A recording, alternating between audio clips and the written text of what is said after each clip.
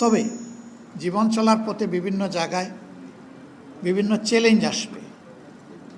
কিছু মানুষ তার বিনয়ের পথটাকে রুদ্ধ করে দিতে চাইবে, তার সরল এবং সত্য পথের উপর চলাকে বন্ধ করে দিতে চাইবে, তাকে বিভিন্ন প্রশ্নমানে জর্জরিত করবে, কুতর্কে জড়াবে, তার উপর মিথ্যা অপবাদ আরোপ করবে।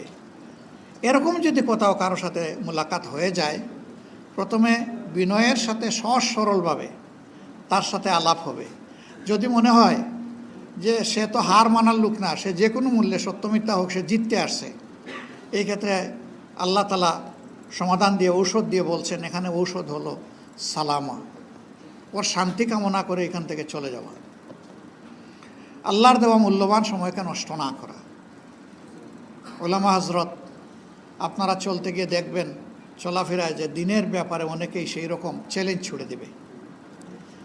এই ক্ষেত্রে আল্লাহ তাআলা বলেন নাই যে চ্যালেঞ্জের মোকাবিলায় তুমি আরেকটা শক্ত পাল্টা চ্যালেঞ্জ ছুড়ে দাও। বলেছেন এই ক্ষেত্রে আপনি চলে যান, তার জন্য শান্তি এবং কল্যাণ কামনা করেন। হতে পারে আপনার দোয়া তার জন্য বরকতের কারণ হয়ে যাবে, আল্লাহর দরবারে কবুল হয়ে যাবে, সে সত্যকে উপলব্ধি করার জন্য তার দিলের জানালা খুলে যাবে এবং এরপরে হয়তো ওরকম তর্কে সে আপনার সাথে আর জড়াবেই না। আবার যদি তার ভাগ্যে সেই রকম হিদায়া না থাকে, তাহলে আপনি দিনের পর দিন তার সাথে সময় দিতে পারেন, কিন্তু আপনি জোর করে তাকে হেদায়েত দেওয়ার মালিক আপনি নন। হেদায়েতের এই চাবি আল্লাহ তাআলার হাতে। এই জায়গায় অসহিষ্ণু হওয়ার আমাদের কোনো সুযোগ নেই। যখন কোনো জাতি সংকটে পড়ে, তখন সেই জাতিকে ওই জাতির আলেম বা শিক্ষিত লোকদের দায়িত্ব হচ্ছে তারা পথ দেখাবেন, তারা হবেন জাতির রাহবার। বাংলাদেশ এবং জাতি স্বাধীনতার পরে এক এক করে 54টি বছর পার করেছে। প্রথম স্বাধীনতা যদি আমরা চিন্তা করি 47 সালের, তাহলে এটাকে যোগ করলে হয়ে যাবে 84 বা 85 বছরের কাছাকাছি। এরকম সময় অতিক্রম করার পরেও 84 বছর হবে। আমাদের সমাজে একটা মানবিক সমাজ, একটা দায়িত্বশীল সমাজ হিসেবে এবং একটা সুন্দর সমাজ হিসেবে আমরা সমাজকে পাইনি। কাজেই জাতি তো সংকটে আছে। এই সংকটে কোরআন এবং সুন্নাহর আলোকে উলামায়ে কেরাম যদি জাতিকে পথ দেখান, আশা করা যায় যে জাতি পথ পাবে এবং উপকৃত হবে। জাতি এটাই আপনাদের কাছে প্রত্যাশা করে। আরেকটি কথা না বললেই না হয়, উলামায়ে কেরামের মধ্যে জাতি একটা ইস্পাত কঠিন ওয়াক্য দেখতে চায়। জাতি চায় যে ইসলামের মৌলিক বিষয়ে, জাতীয় জীবনে প্রয়োজনীয় বিষয়ে উলামায়ে কেরাম ঐক্যবদ্ধ থাকবেন, এটা জাতির প্রত্যাশা। কিন্তু এর ব্যতিক্রম হতে পারে, ব্যতিক্রমকে মেনে নিয়ে সহনশীল হতে হবে। পরস্পরের বিরুদ্ধে কোনো ধরনের আত্মঘাতী ঝগড়ায় লিপ্ত হওয়া যাবে না, বাহাসে লিপ্ত হওয়া যাবে না। হ্যাঁ, পরস্পরের প্রতি কল্যাণকামী হয়ে ব্যক্তিগত পর্যায়ে কথা বলবো, মন খুলে কথা বলবো, ওনার বক্তব্যটা শোনার মানসিকতা নিয়েও আমাকে যেতে হবে, শুধু নিজেরটা সমঝানোর জন্য নয়। এইভাবে যদি পরস্পরের বক্তব্যের প্রতি আমরা শ্রদ্ধাশীল হই, ইনশাআল্লাহ এই উলামায়ে কেরাম জাতিকে পথ দেখাবেন যেভাবে অতীতে দেখিয়েছেন। আমরা উলামায়ে কেরামের কাছে এটাই আশা করি। আমরা আমাদের বিরাট হক ওনাদের উপর। কোরআন এবং সুন্নাহকে যেভাবে ওনারা ইলমি জগতে ধারণ করেছেন, সমাজের সাধারণ মানুষ এটা করতে পারেনি। আল্লাহ এই যে নিয়ামতটা বিশেষভাবে আপনাদেরকে দান করলেন, এটার শুকরগুজারি তখনই হবে যে এই ইলমকে মানুষের কল্যাণে যখন আপনারা কাজে লাগাবেন। আমরা সেটাই আপনাদের কাছে আশা করি। আজকে আপাতত এতটুকুই আপনাদের কাছে আমাদের প্রত্যাশা। আরও ইনশাল্লাহ আপনাদের সাথে কথা হবে, দেখা হবে। আমরা আশা করব যে আগামীর দিনগুলোতে আপনাদেরই নেতৃত্বে এই জাতি সামনের দিকে এগিয়ে যাবে ইনশাআল্লাহ। উলামায়ে কেরাম শুধুমাত্র মেহরাবে দাঁড়িয়ে নামাজের ইমামতি করবেন, এটুকু আমার এবং আমাদের প্রত্যাশা নয়। আমরা চাই যিনি নামাজের ইমাম তিনি হবেন সমাজেরও ইমাম।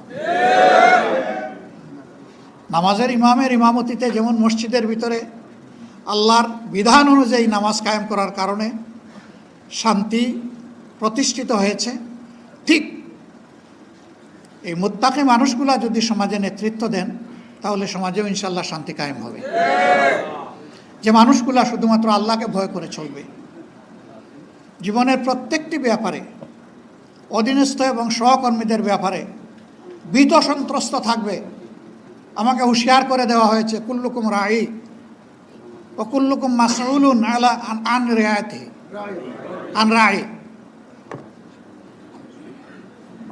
যে তোমরা সকলেই দায়িত্বশীল এবং তোমাদেরকে অবশ্যই আল্লাহ তাআলা কিয়ামতের দিন জিজ্ঞাসা করবেন তোমাদের অধীনস্থদের ব্যাপারে। যার দায়িত্ব যত বড় সমাজে, তার জিজ্ঞাসাও হবে তত গভীর। এই ভয় যখন একজন মানুষের অন্তরে থাকবে, একজন ওয়ার্ড মেম্বার থেকে শুরু করে পার্লামেন্ট মেম্বার পর্যন্ত, এই চরিত্রের মানুষ যদি দেশের নেতৃত্বে আসেন, তাহলে আলহামদুলিল্লাহ আমরা যে মানবিক সমাজ আশা করি সেই সমাজ প্রতিষ্ঠিত হওয়া সম্ভব। এর বাইরে গিয়ে জ্ঞান, বিজ্ঞান, দুনিয়াবী যোগ্যতায় পারদর্শী দক্ষ লোকেরা সমাজ পরিচালনা করলে এবং তাদের অন্তরে সেই জবাবদিহির ভয় না থাকলে কি হয় তা তো আমরা দেখছি, নতুন করে তো দেখার কিছু নেই। আমার বলতে কোনো দ্বিধা নেই, শিক্ষিত সমাজের সকলে নয়, কিন্তু শিক্ষিত সমাজের একটা অংশের মানুষ যে ক্ষতি জাতির করে, সারা সাধারণ দেশবাসী কোটি কোটি মিলেও সেই ক্ষতি জাতির করতে পারে না, এই যোগ্যতা তাদের নাই। কলমের খুঁচায় একজন মানুষের জাতির কিসমত যেভাবে ধসে পড়ে, 1 কোটি মানুষ একত্রিত হয়েও সেই ক্ষতিটা করতে পারবে না। এই ক্ষেত্রেও উলামায়ে কেরামের বিশেষ দায়িত্ব রয়েছে জাতিকে জাগ্রত করার, সতর্ক করার।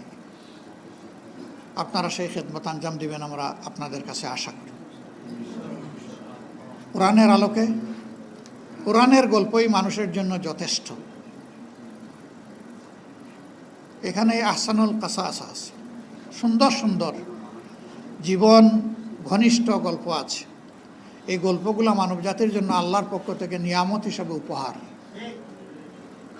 যে এইরকমই অতীতে মানুষগুলোর সাথে আল্লাহ তাআলা হয় তার রহমত বর্ষণ করে সাহায্য করেছেন, অথবা তাদের দুর্বৃত্তপনার কারণে আল্লাহ তাআলা তাদেরকে শায়েস্তা করেছেন। এটি যথেষ্ট, এর বাইরে আর কোনো গল্প আমাদের আনার প্রয়োজন নেই। এটি যথেষ্ট। সারা জিন্দেগি এই গল্পগুলো বললেও ওই গল্পের যে হাকিকত, এটা আমরা শেষ করতে পারবো না উপলব্ধি করে। এটা একটা কন্টিনিউয়াস প্রসেস। আল্লাহ তাআলা আমাদেরকে তৌফিক দান করুন। সাংবাদিক বন্ধুরা কষ্ট করে এসেছেন সকালবেলা, সাধারণত সারা রাত তারা কাজ করে আর সকাল 11:30 পর্যন্ত তারা বিশ্রাম নেন। আজকে তাদের বিশ্রামের সময়টা আমরা কেড়ে নিয়েছি। আমরা আপনাদেরকে বিশেষভাবে ধন্যবাদ জানাই এবং কৃতজ্ঞতা জানাই। এই জাতি গঠনে আপনাদের হাতিয়ারটা বড় শক্তিশালী হাতিয়ার। জাতির মানস গঠনের সিদ্ধান্ত গ্রহণে আপনাদের দিগদর্শন অতি প্রয়োজন। এই জন্য আপনাদেরকে বলা হয় জাতির বিবেক, অর্থাৎ নিজের প্রজ্ঞা দিয়ে জাতিকে চাবুক মেরে আপনারা বিবেক জাগিয়ে দেবেন। এটি আপনাদের কাছে আমরা প্রত্যাশা করি। মিডিয়াকে বলা হয় জাতির দর্পণ, সমাজের নিখুঁত চিত্র ভালো মন্দের, যার যেটা পাওনা, কালো অথবা সাদা, সেইটা আপনারা তুলে আনবেন, এটা আমাদের প্রত্যাশা। আল্লাহ রাব্বুল আলামিন সমাজের সকল শ্রেণী পেশাকে একত্রিত হয়ে একটি ঐক্যবদ্ধ জাতি হিসাবে সামনের দিকে শান্তি এবং কল্যাণের দিকে একটা মানবিক সমাজ বিনির্মাণে আমাদেরকে এগিয়ে যাওয়ার তৌফিক দান করুন।